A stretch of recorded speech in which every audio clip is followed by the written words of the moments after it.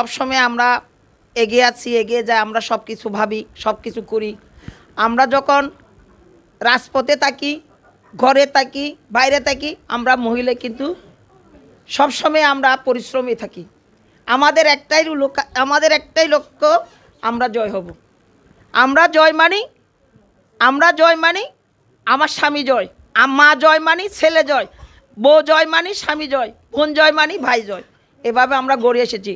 এখন আমরা করব আমাদের মহিলাদের পক্ষ থেকে জয়মালা নিয়ে আমরা দেশ জয় করব। সবাই ঠিক আছে তো? ঠিক আছে। আমাদের শহীদ প্রেসিডেন্ট জিয়াউর রহমান 1 সেপ্টেম্বর বাংলাদেশ জাতীয়তাবাদী দল পুনর্গঠন করছিলেন করে। তিনি ভেবেছিলেন পুরুষেরা কখনো একা কোনোদিন চলতে পারবে না।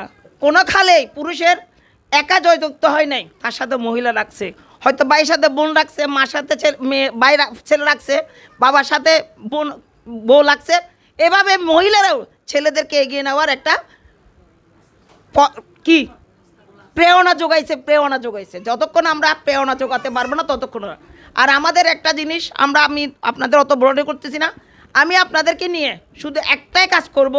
আমি এখন প্রতিটি ইউনিয়নে কাজ করে যাচ্ছি, প্রতিষ্ঠাতা বার্ষিকী উপলক্ষে কাজ করছি।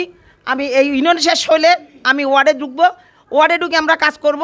কাজের পরে আমি আপনাদেরকে সবার সাথে বসবো, আমরা আপনাদেরকে এগিয়ে নিয়ে যাব। অতটুকু কেউ কখনো কারো কথায় ভুলবেন না। আমাদের একটাই লক্ষ্য, আমাদের একটাই প্রতীক, তিনি হলে কি দানের শীষ। সে যে হোক, আমার ভাই আসুক, আমার বোন আসুক, আমার সব যে আসবে, দানের ছাড়া নিয়ে যে আসবে, সে হলো আমার প্রতীক। আমরা ঠিক আছি তো? অনেক অবসর আমি আপনাকে এখন বলে যাচ্ছি, নম্রপদ্মা দানের ছাড়া নিয়ে দূরে আসবে আমাদের কাছে। দ্বিতীয় দিন আইতে বসতে পারে, আরেকজন আসতে পারে। আমরা সবাইকে একটাই প্রতীকে চিহ্নিত আছে, সেটা হলো কি ধানের শীষ। আমি আপনাদেরকে এখানে এত কথা বলবো না, আপনাদেরকে নিয়ে আমি বসবো, আমি আর মালা আপনাদের প্রতিটি এলাকায় সবাইকে নিয়ে বসবো। আপনারা আমাদেরকে সহযোগিতা করেছেন, এখনও করবেন, আগামীতেও করবেন।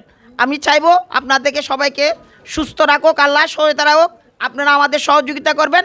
আপনাদের সহযোগিতার হাতের বাড়িয়ে দিলে আমাদের ব্যারিস্টার হেলাল সাহেব ইনশাল্লাহ সংসদে যেতে পারবে। এসব প্রত্যাশা রেখে আমার